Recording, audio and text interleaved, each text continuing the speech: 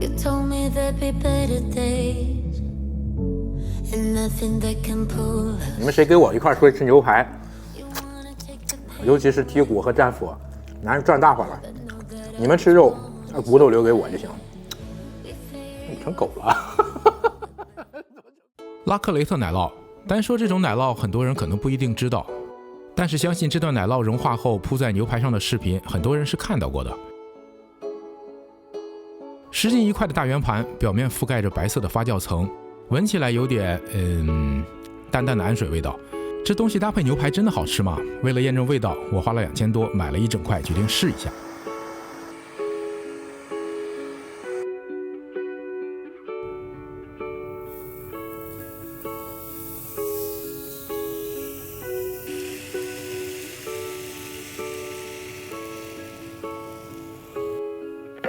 柔顺丝滑的切法倒是挺解压的，就是有点费刀。新买的双柄刀切了一次就变得跟9手扔货差不多了，加上一台专门加热奶酪用的机器，万一要是不好吃，那这次你们就不要弹幕打血亏了，点个赞就行。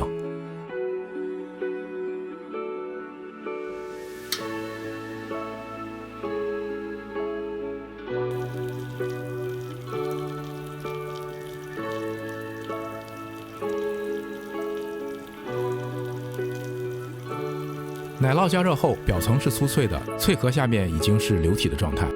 用汤匙压出一个凹槽，来一点梦想85，然后祝我这条视频也能像奶酪一样火起来。撒点自己喜欢的香料，让它继续火下去。我们去做牛排。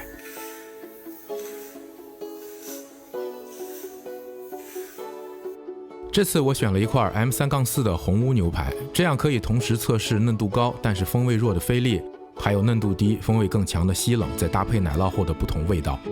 用海盐和黑胡椒加个底味，在爬炉上烤到3成熟。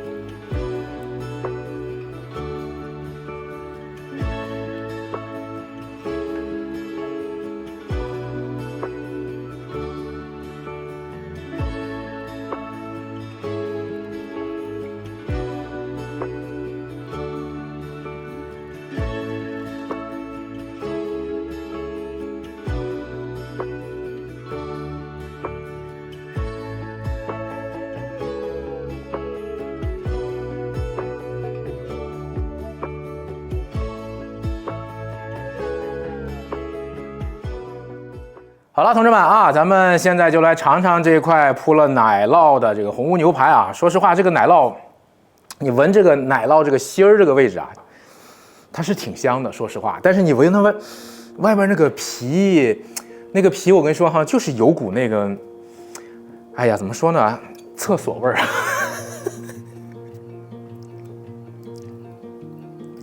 好，我们先来尝尝这个菲力的部分哈。哎，你别说哈，别有一番风味儿，应该是这么说，不难吃。牛肉味儿你是肯定尝不出来的，这个奶酪的风味太浓了。来块西冷，这个西冷就对味儿了，哎，你也能尝出奶酪的味道来，然后你也能尝到牛肉的味道，还有一块骨头是吧？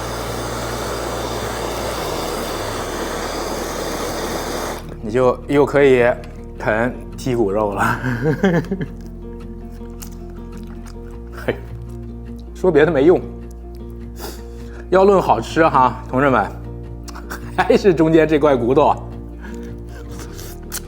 哎呦我，你们谁跟我一块出去吃牛排，尤其是剔骨和战斧，男人赚大发了。你们吃肉，骨头留给我就行。